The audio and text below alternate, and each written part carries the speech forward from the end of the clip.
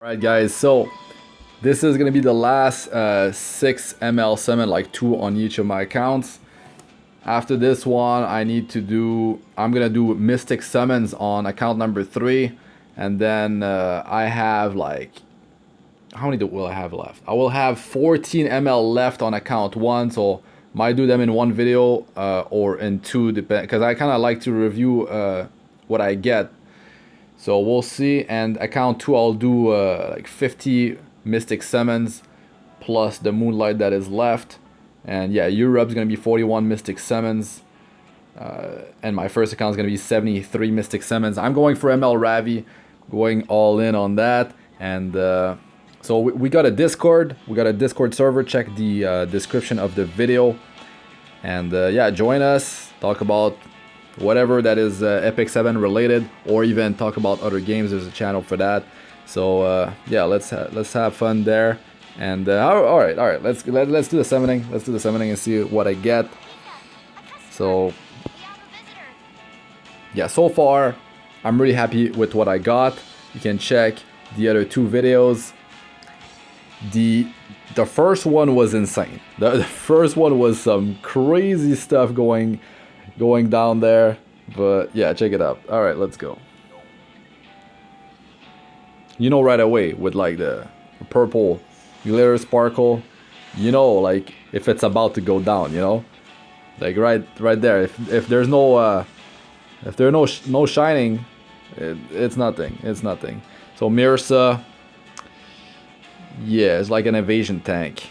Mirza is an evasion tank, and there's that, which artifact you can put on her is, yeah, Violet's Talisman or Moonlight Dreamblade. Alright, so second one. Okay, you know it's about to go down now. You know it's about to go down. What is it? Okay, 4-star. Please no dupe. Oh, it's a dupe. Celestial Mercedes, Crazy Burst. I'm using her in Arena Offense and Guild War Offense. Skill 3 and to skill 2, 80% combat readiness, 20 per target, 4 targets in arena. And then you use that. You have the attack buff because well, that gives it. And I'm using Shuri in between. So after she goes, Shuri goes, gives the missing combat readiness, and then she goes with this. It's so much burst damage. It's so much cleave damage, and yeah, very good for that. Squishy though. The unhealable comes in handy against the surviving healer. And elemental neutral is huge, of course. You don't have to worry about who you're fighting, which element you're fighting. But yeah, she definitely speed things up in term of PvP. Even in PvE, you could use her. You could use her as your farmer and adventurer. You can use her in Azimanak Hunt. You can definitely use her there. If you have Hilos Violence, she could be that mage that just dispels as well and clears those ads real quick. So overall, very powerful hero, and definitely worth of a 6-star, especially if you're farming Wyvern, if you're farming speed gear, if you got combat readiness booster or boosters.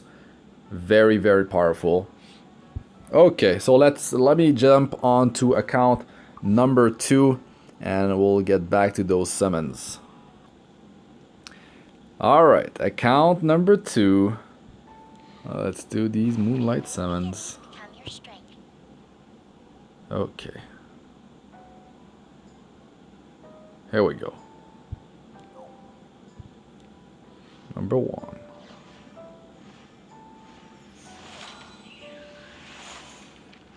But wait, is it after the pages are flipping, or just before that you see the shining?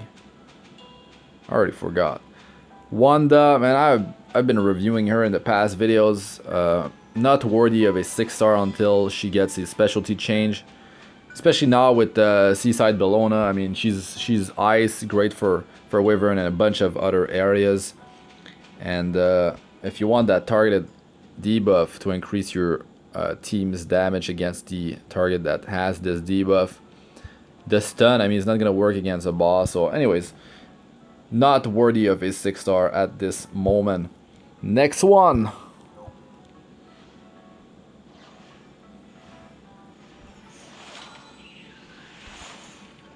Yeah, it happens right when you pop the book. Okay, Gloomy Rain. Well, I have her almost everywhere. I mean, if she survived the initial burst in PvP, you can use her because she's immune to stun, provoke, and sleep. So you can use her to transfer all debuffs that are on her onto the enemy team. So that's very strong. And if there's like bleeds and burns, it's gonna scale off of her attack. So you can make her with like very high attack and kind of like counter ML Araminta if you're able to survive. And this is nice burst as well. Okay, let's jump on to account number 3 on Europe. That is, yeah, the biggest excitement comes from that account for me because it's new. It's 71 days old because my account 1 is like over 9 years 9 months old, and account number 2 is 7 months old. So yeah, 71 days is really not that much compared to the other two, and there's some insane progress that I did and hit legend rank 1 and all that. A lot of sky stones for free, and I'm free to play on all 3 accounts. So let me jump on to account number 3. Alright, account 3 on Europe. Yeah, the shining happens right after you like start the summoning because yeah, that's what I remember. So my last 2 Moonlight summons here. Here we go. Here we go. Nope. Nope. I mean, like, you just know it's gonna be a 3-star, so it's kind of like, you know, kind of too early. Mirza, the evasion tank. There's very few players that built this hero. Like, scales off of speed, increase speed after evading, and the evasion increases when her HP is lower than 50%. Oh yeah, there's a cooldown reduction as well. So basically, with the skill ups here at 4-turn cooldown, and if you're evading like multiple times, like often, you are able to keep a target silenced basically. So she can be used in Guild Wars to lock down a hero. So that's pretty cool. And yeah, she could be used as your evasion tank against dark element because she's light, and they're gonna be targeting light. So there you go. And the speed memory imprint is definitely useful compared to a lot of other heroes. Instead of a flat attack or flat HP or flat defense, speed is definitely very good there. Alright, so gonna convert these gold transmit stone. I mean, this summon, I had it before. That's a summon I had that I got from Galaxy, from gold transmit stones. Okay, so here we go. Nope. Nope.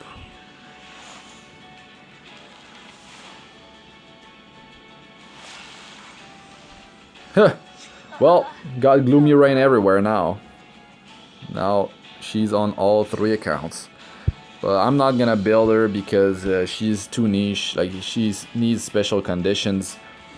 Like, the whole debuff transferring is very effective if she survives. She's pretty squishy. But her kit is interesting. Like, it's very good. It's just her survival is not good enough. But it's definitely powerful. Like, to transfer all debuffs, there's some great moments where she can massively shine. That's for sure. But yeah, she's not gonna be shining everywhere. She needs like special encounters in PvE and fight against special like specific teams in PvP. Okay, so that was it for all 3 accounts. So I'm gonna be doing Mystic Summons. Now the Mystic Summons though, oh, ML Ravi. So I wanted to do the, actually, yeah, I can do account 3. I can do my Mystic Summons. And like for account 1 and 2, I need to do my Moonlight first. There's only 1 left on account 2, but account 3, there's 14 Moonlight left, so I need to do that. I need to do that before Mystic in case I pull ML Ravi. I mean, I don't want to go and do Mystics, pull her, and then start doing my my ML summons, and then I pull her again. You know, like it. Of course, the odds of that happening are ultra low, but yeah, we got my whole Fallen Cecilia situation. Like, just calculate the odd on that one. So yeah, calculate the odd on that one. All right, guys. So just like quickly, I guess I kind of reviewed the heroes as I was getting them, but if I had to talk a bit more about them, right? Like Mirza, like that whole evasion, because she actually gets, if you add the skill ups, that's a lot. That's 30% evasion increase, but that's the thing. That's not 30% evasion. Sorry, there's an increased evasion on her that is passive on from this thing. So let's say she's getting 30, right? She's getting flat 30% evasion, and then when her HP drops below 50%, she has a 30% increase off of that initial 30%. So you know, like she's barely getting a almost getting a 10% evasion on top when when she's below 50% HP. So let's say that's 40% evasion, right? And I mean that's really good. That's really good if you can make her survive long enough. Wait, her stats, by the way, because I want to show you like the artifacts. Defense is like okay, I guess, for a thief. The HP is low. Like for if you want to build her as an evasion tank, my god, yeah, luck needs to be on your side. Luck needs to be on your side.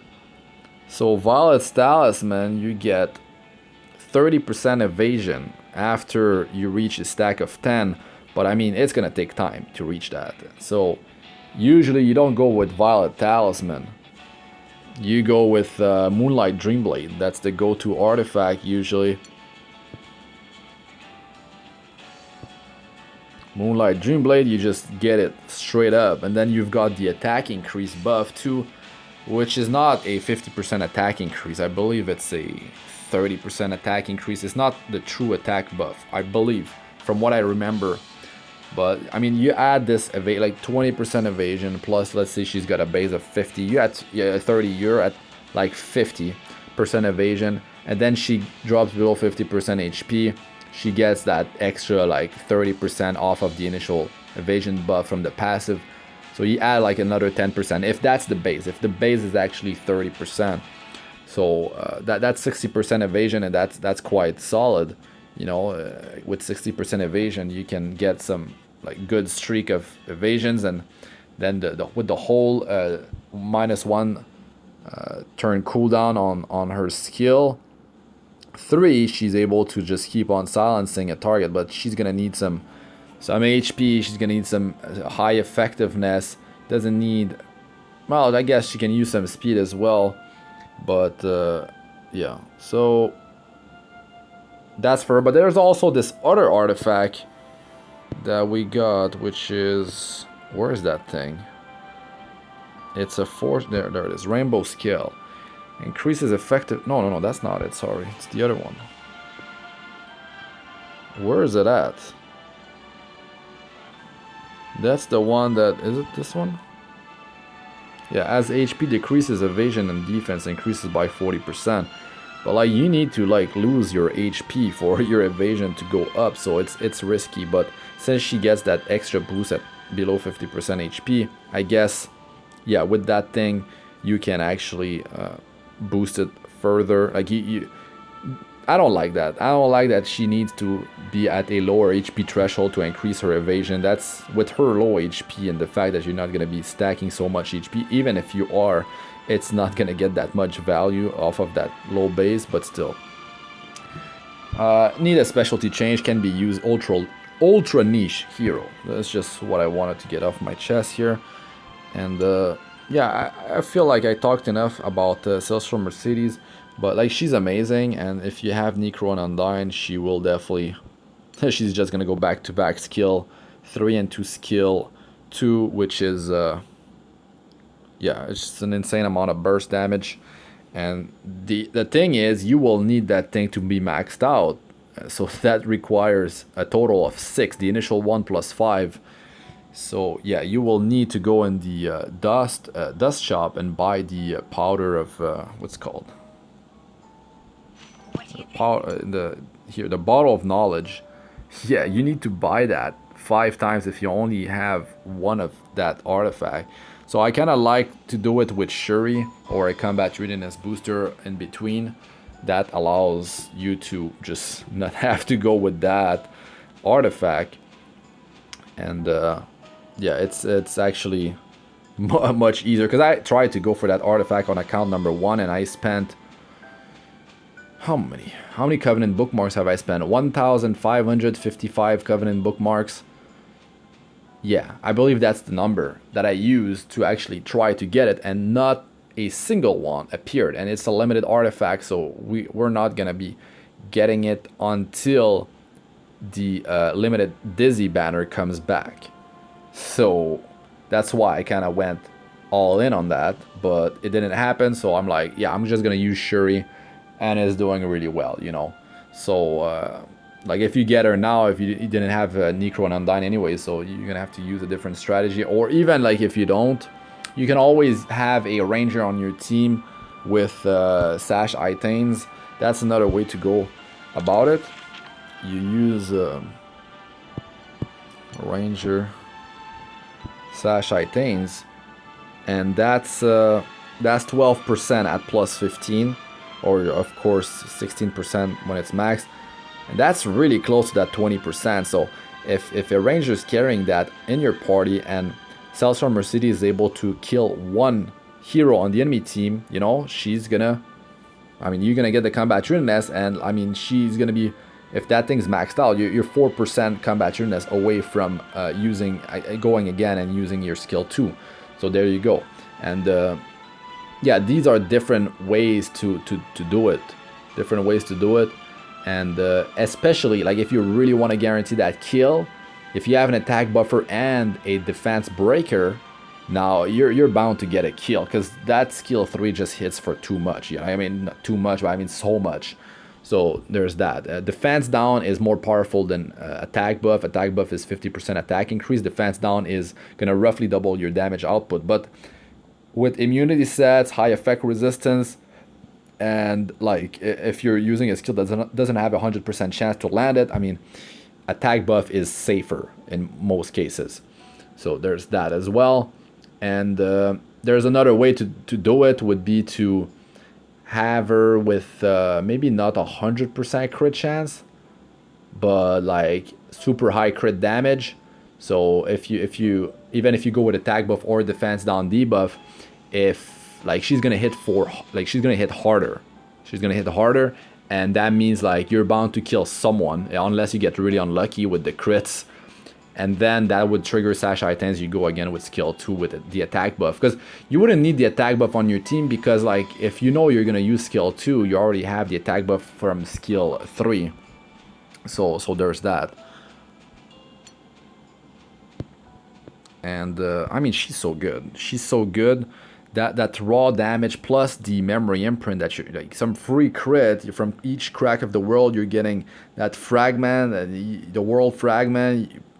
You give it to her for memory imprint, just free crit for your whole team. And there's a memory imprint thing that they're gonna do to the game, so it works for the own hero, but you might have to turn off the boost to the other hero. So imagine she has like, it's not gonna be 50%. Imagine she has like 70% of the effect of the crit chance. let's say like you have it maxed out, let's say like you still get 10% crit chance for free on her, you know, that's some extra stats, so that's really cool.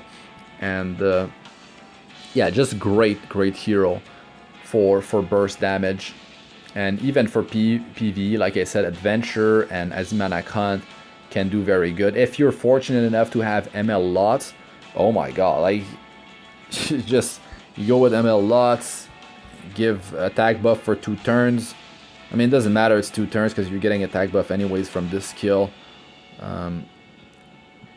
But yeah, that's so strong. Like just 2 heroes that together can clean up, we can do so much damage, and then you still have two slots in arena or 1 in Guild War. But anyways, enough talk about all this.